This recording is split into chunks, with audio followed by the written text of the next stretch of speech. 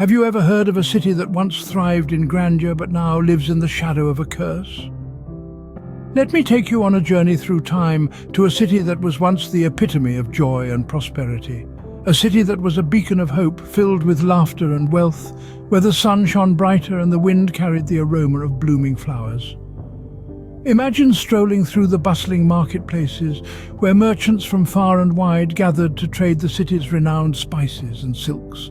Picture the grandiose palaces, their golden domes glistening under the sun, standing as a testament to the city's wealth and prosperity. This was a city that knew no sorrow, no fear, a city that was the envy of all. But as the saying goes, every rose has its thorns.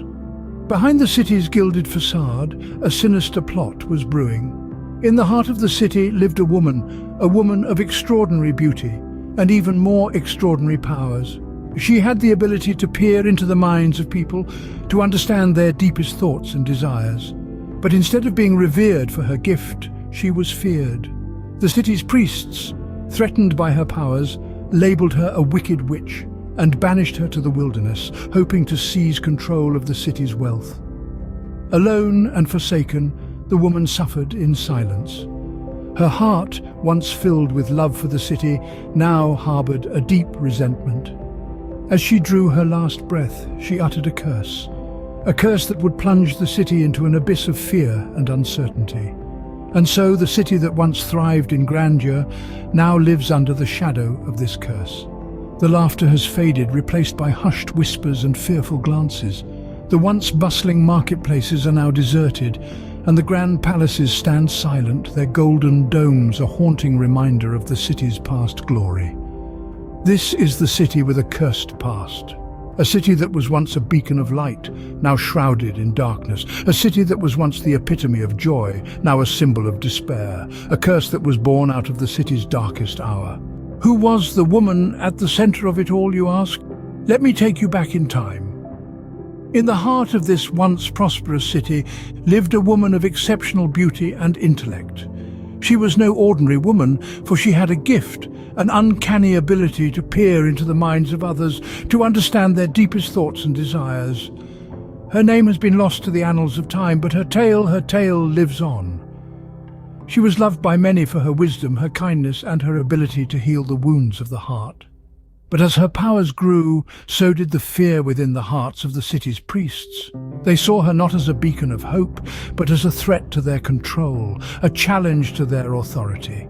Whispers of witchcraft began to echo through the city's grand halls and narrow alleyways. The priests, draped in their ceremonial robes, their faces masked with fear and jealousy, accused her of witchcraft. They painted her as a wicked sorceress, a puppeteer pulling the strings of the city's inhabitants. Their words, like venomous serpents, slithered into the hearts of the people, turning them against the woman they once adored. And so the city turned its back on her, casting her out into the wilderness. She was banished from the city she had called home, the city she had loved with all her heart. The laughter, the joy, the wealth she had once shared, now replaced with fear and uncertainty. Into the harsh forest she was sent, alone and rejected. Her heart, once filled with love for her people, now echoed with the pain of betrayal. But even in her exile, she held on to her dignity, her strength, and her unwavering spirit. She did not let the city's betrayal define her, but instead it fueled her resolve. Into the forest she was sent, alone and rejected by the city she once loved. But her heart, filled with pain and sorrow, confessed her, leading to unthinkable consequences. As the woman was banished to the forest, her heart became a breeding ground for grief and anger. The very city she once loved, the community she once served, had turned their backs on her. They had labeled her a witch, an omen of bad luck, solely because she possessed a gift they didn't understand. In the depths of the forest, the woman's life was a stark contrast to the wealth and joy she had once known. She had been stripped of her dignity, forced to survive in the wilderness, a cruel punishment for a crime she did not commit. The city's laughter echoed through the trees, a bitter reminder of the life that was stolen from her. As the days turned into months, and months into years, the woman's heartache transformed into a palpable rage. She could not contain the storm brewing within her. The city's betrayal was a wound that time could not heal. It was a pain so deep, so raw, it consumed her. On her deathbed, the woman was a shell of the beautiful soul she once was. Her eyes, once filled with warmth and compassion, now held a cold, menacing glare. Her heart, once full of love for her city, was now a vessel of vengeance. With her last breath, she cursed the city and its inhabitants. She cursed them to a life of fear and uncertainty. She cursed them to always want, to always be confused, to always be scared. A curse so powerful it would resonate through generations, a constant reminder of their betrayal. And so the curse was born. It was a curse born out of pain and suffering, a curse that would shroud the city in an eternal cloud of despair, a curse that would transform the once joyous city into a place of terror and uncertainty. A curse that would forever echo the cries of a woman wronged. Ever since, the once prosperous city has been living under the shadow of the curse. It's as if a dark veil has been cast over it, shrouding the once vibrant streets in an eerie gloom, the echoes of past laughter replaced with whispers of fear and uncertainty. The city, once a beacon of wealth and joy, now stands as a chilling testament to the power of a curse born from the depths of despair. The change was gradual yet undeniable. The markets, once brimming with the bounty of the land, grew barren. The gold, which once flowed like water through the city, became scarce, as if the curse had turned the city's riches to dust. The laughter and merriment that once filled the air were replaced with hushed voices and wary glances. The grandeur of the city's past seemed like a tale from another era, a memory fading with each passing day. The citizens, once proud and joyful, now lived in a constant state of dread. The curse had sowed the seeds of confusion in their minds. They were always wanting, always in fear, always lost in the labyrinth of their own thoughts.